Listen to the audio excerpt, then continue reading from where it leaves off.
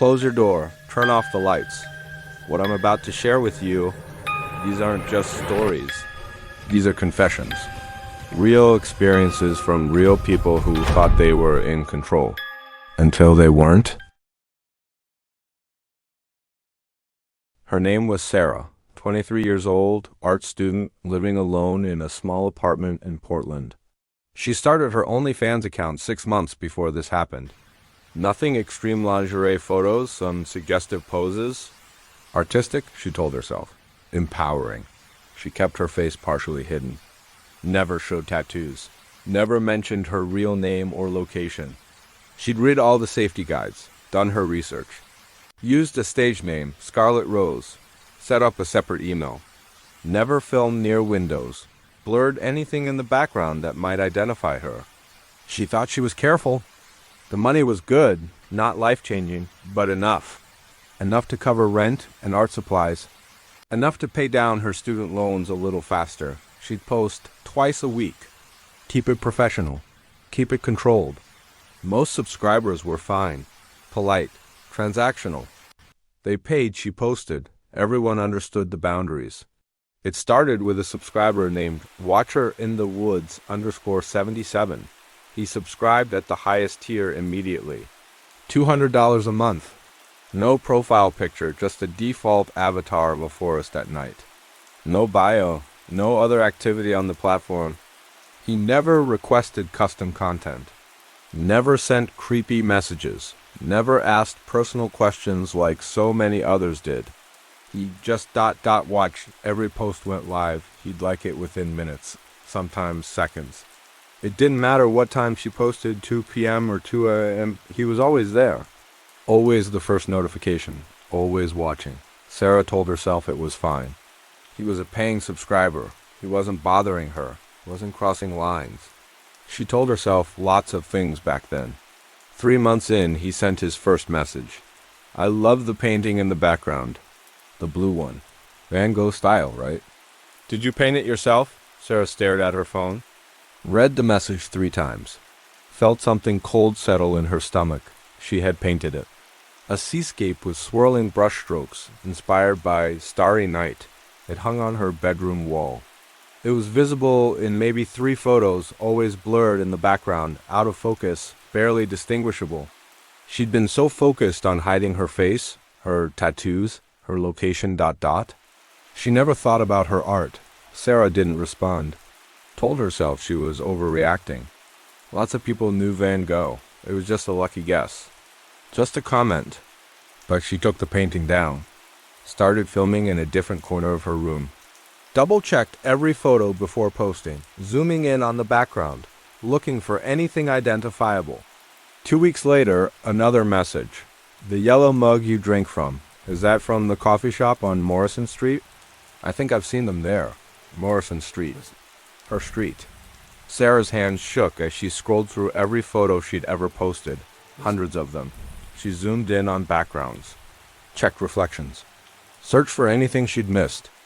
There, in one photo from 2 months ago, reflected in a window behind her, barely visible even when she zoomed all the way in a street sign, Morrison and 23rd. She'd missed it. She'd checked that photo a dozen times before posting, looked at her body, her face, the lighting, never looked at the window reflection. He hadn't missed it. Sarah's heart pounded as she checked his profile again. WatcherInTheWoods_77. No personal information. No posts. But his subscription list was public. 43 creators. She clicked through them. All women. All solo performers. All in the Pacific Northwest Portland, Seattle, Eugene, Tacoma. She blocked him immediately. Changed her username from Scarlet Rose to Midnight Muse. Made her account private for existing subscribers only. Removed all photos with any background details. She thought that would be the end of it. That's when the packages started arriving. The first one came 3 days after she blocked him. Small box, left at her apartment door. No return address. No postage marks hand-delivered.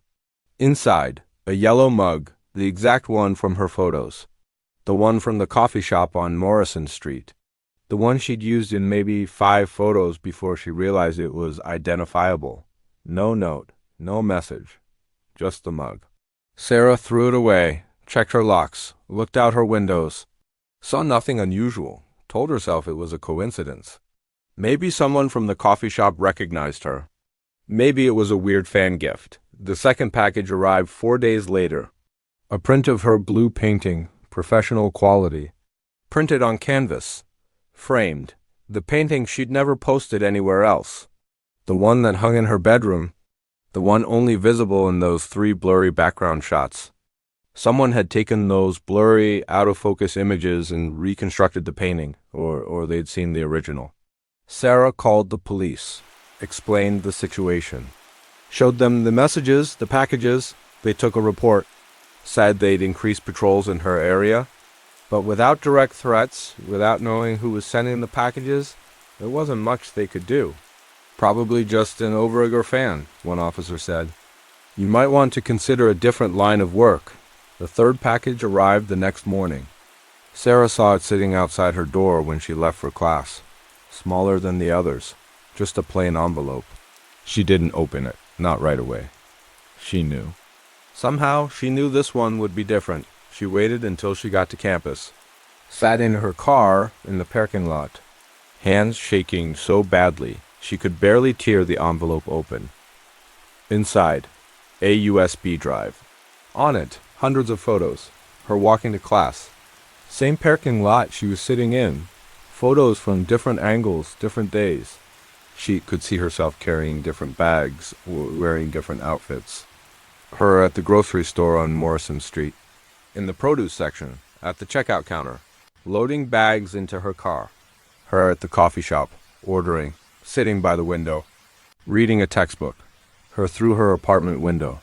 Living her life, cooking dinner, painting, sitting on her couch watching TV. Photos taken over months. Hundreds of them, time-stamped, dated, organized into folders by location. Coffee shop, morning. Campus Tuesdays, grocery weekends, home. But that wasn't the worst part. There was one video file, 47 seconds long. She almost didn't click it, almost didn't want to know. She clicked it. The video started with a view of her apartment building, nighttime. Someone walking up the exterior stairs. The camera was shaky handheld, first-person perspective. She could hear breathing, heavy, excited. The person reached her floor. Walked down the hallway. The camera focused on doors, checking numbers. Then stopped at hers. The camera held steady on her door. On the number 304, on the wreath she'd hung there last month. A hand entered the frame, reached out, touched the doorknob, turned it slowly, locked. The hand pulled back. The camera lingered on the door for another 10 seconds. She could hear breathing. Could almost feel someone standing there, inches from her door, while she'd been inside. Sleeping, studying, watching TV. The video ended with text appearing on screen. Soon, Sarah called the police from her car. Didn't go back to her apartment. The officers met her at the station, watched the video. Looked at the photos. Their expressions changed. This wasn't an overeager fan anymore. They sent officers to her apartment. Checked for signs of forced entry. Found nothing.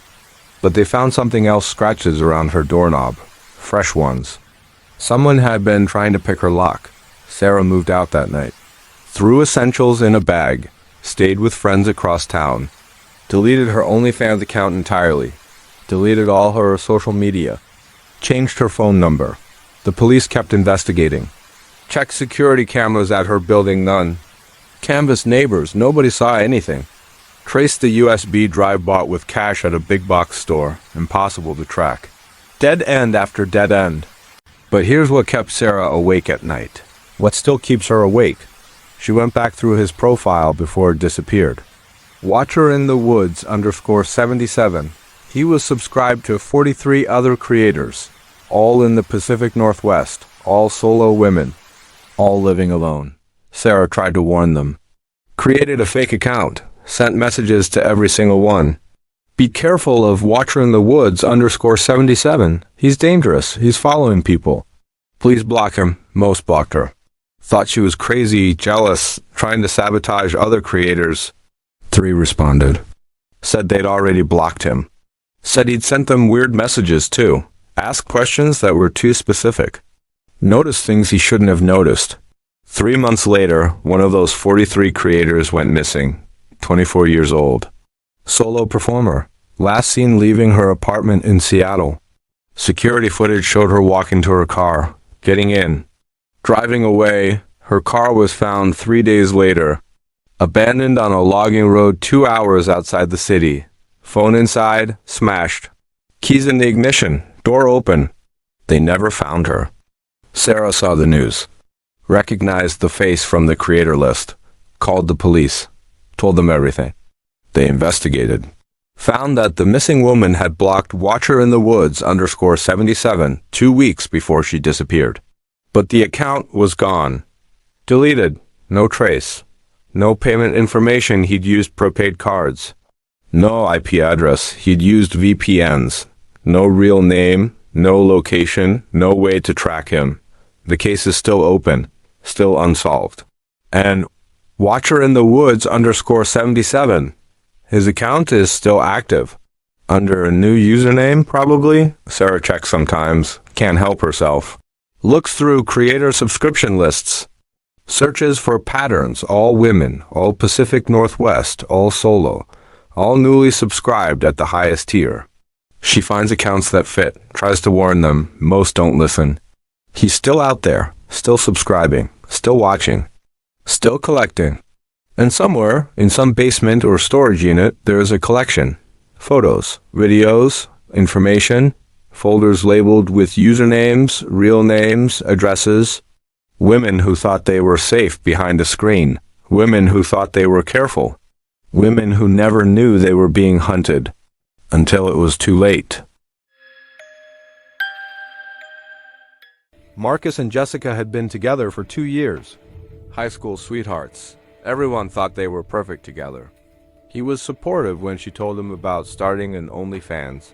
Said he understood. She was just monetizing what people already wanted to see. Just photos. Nothing wrong with that. He even helped her take some of the pictures.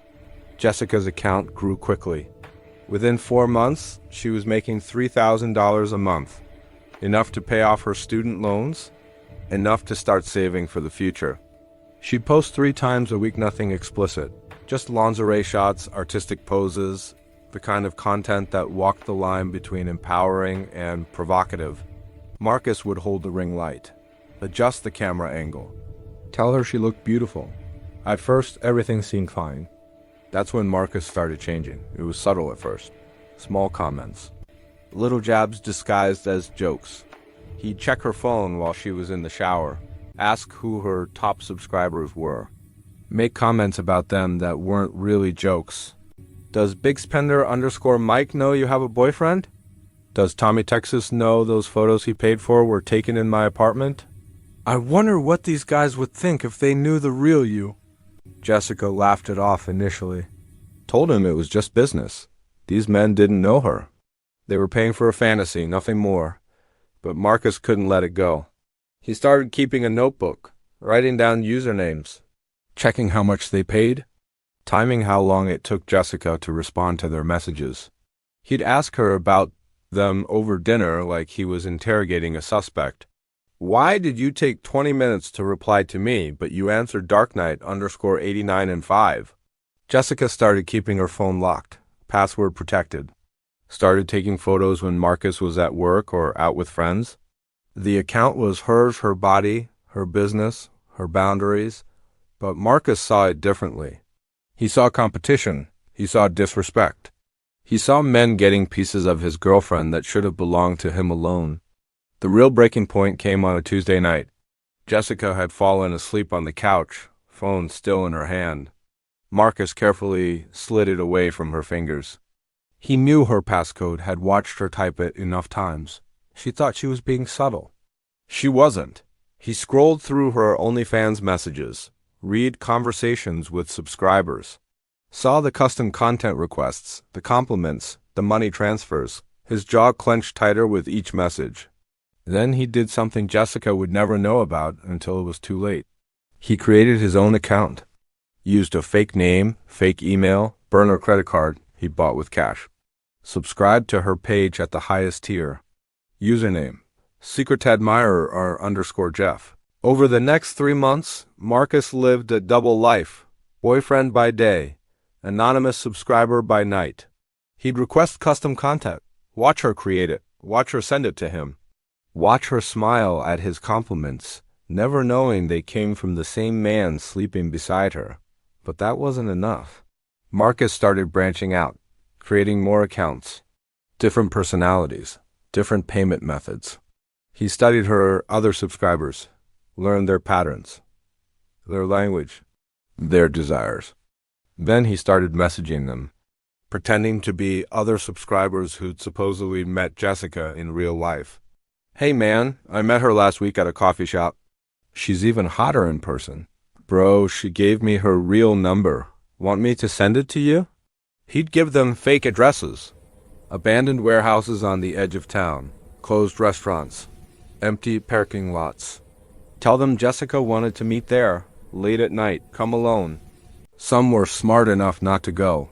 Others, Marcus would watch from his car. Watch these men show up, confused, looking around for a woman who would never appear. He'd take photos of them, save their license plates, follow some of them home, just to scare them, he'd tell himself, just to teach them they can't have what's mine. One night, Jessica woke up at 3 a.m. Marcus wasn't in bed. She could hear clicking from the living room, soft, rhythmic. She walked out, rubbing sleep from her eyes. Marcus was at his laptop, surrounded by printed photos, her photos from OnlyFans. Dozens of them, spread across the floor in some pattern only he understood. Red string connecting some of them to handwritten notes. Screenshots of messages, names, addresses. He'd subscribed to her account under multiple fake names, had been doing it for months. Spent over $2,000 his money subscribing to content of his girlfriend. Marcus, what are you doing? He turned.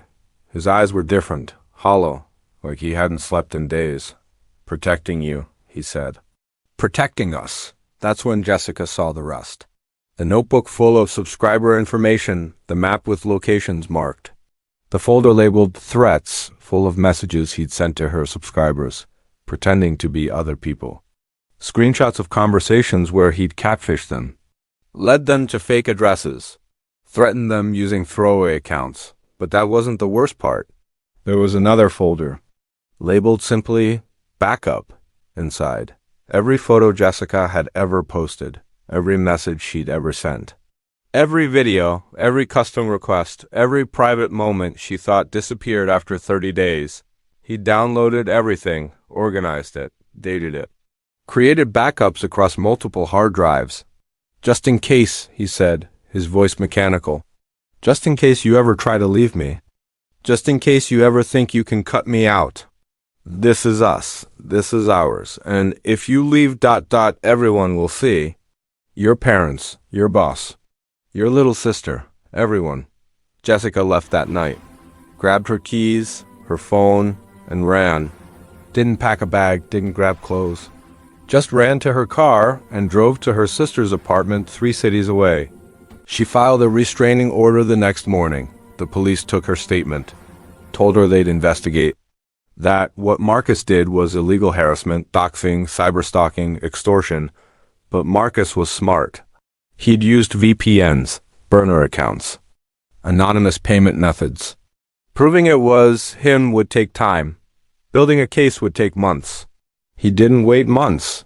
Within a week, Jessica's information appeared on forums.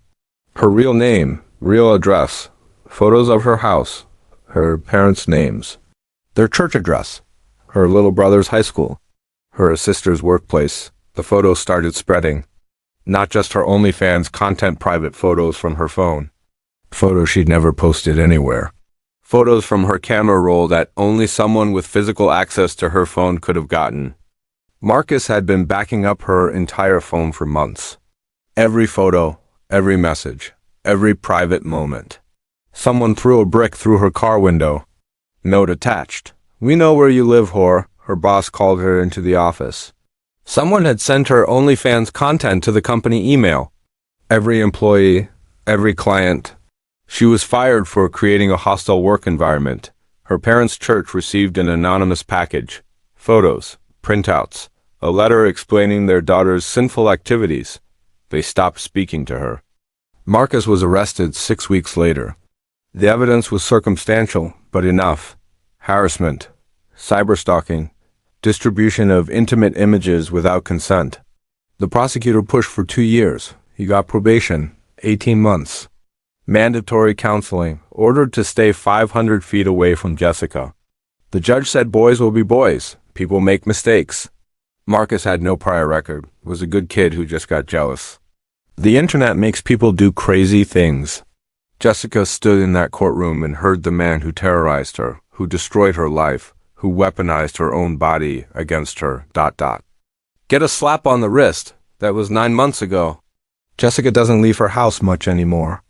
Changed her name legally. Jessica Martinez became Emily Cooper. Moved 3 states away. Quit the internet entirely. No social media. No online presence. Pays for everything in cash. But she still gets messages, anonymous accounts on Instagram, Facebook, even LinkedIn. Created and deleted within hours. Always the same thing. I know what you did. I know where you are. I still have the photos. You can't hide forever.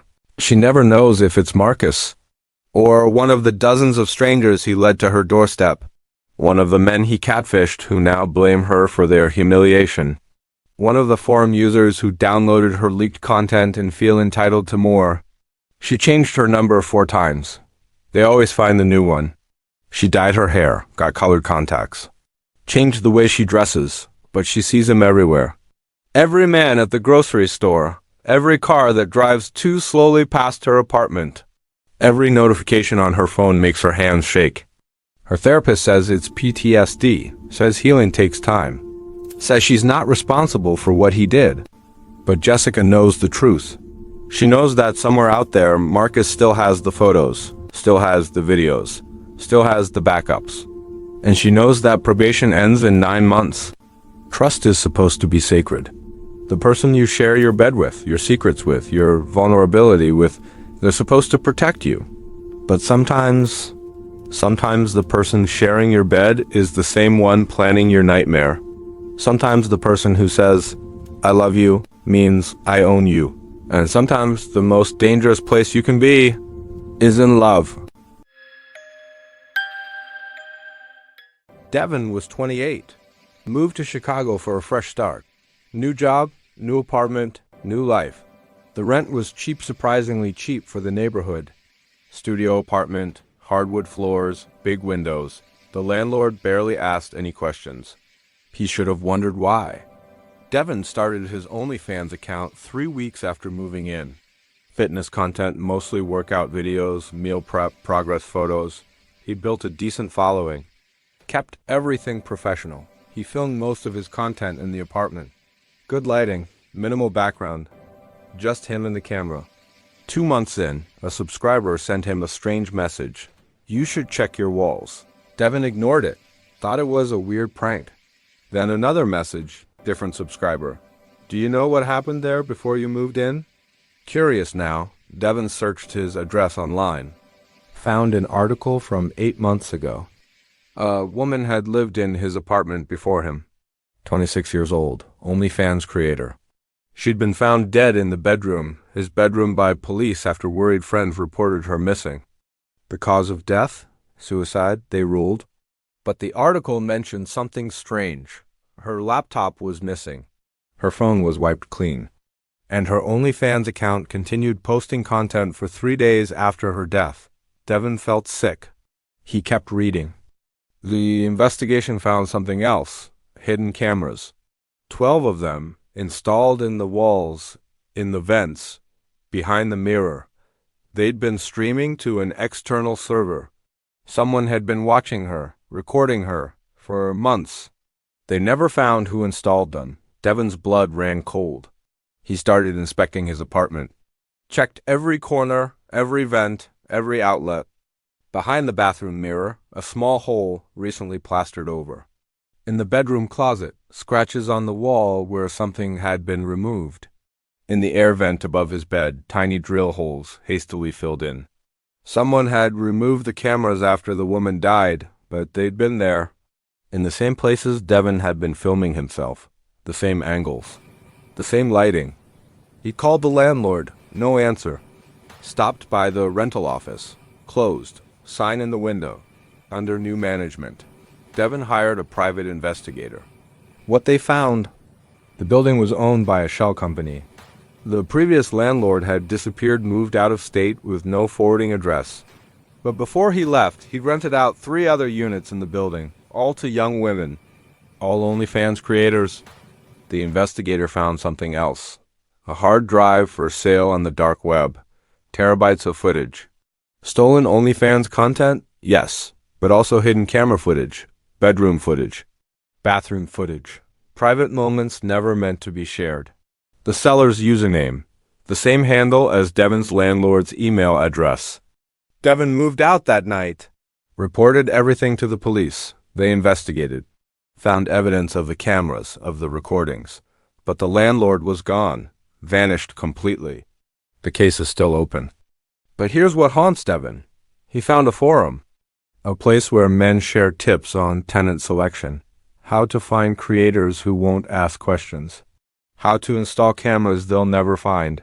How to monetize their content twice, once through their official accounts, once through hidden recordings. And in that forum, his address was listed, recommended. High quality talent. Good lighting. Never suspects anything. 3 more women had moved into that apartment after the first one died. Before Devon, he tried to warn them. Found them through their accounts, sent messages. Most never responded. One blocked him. One replied, "Mind your own business." Devon still checks that forum sometimes. Can't help himself. Sees new addresses posted, new cities, new recommendations. He wonders how many apartments are like his. How many cameras are still recording? How many landlords are still watching? How many people are creating content, thinking they're in control, while someone else holds all the footage? 3 stories, 3 lives changed forever. Sarah, who discovered privacy is an illusion. Jessica, who learned that love can become obsession. Devon, who found out his home was never his own. The internet promised us connection, opportunity, control. But every photo you post, every video you share, every moment you think is private, someone is watching, someone is saving, someone is getting closer. These stories are real. The names are changed, but the fear? That's authentic. The violations? Those happened. The people who suffered, they're still suffering. So tonight, before you go to sleep, maybe check your locks. Cover your cameras. Think about who's watching. And remember, just because you can't see them doesn't mean they can't see you. Stay safe out there.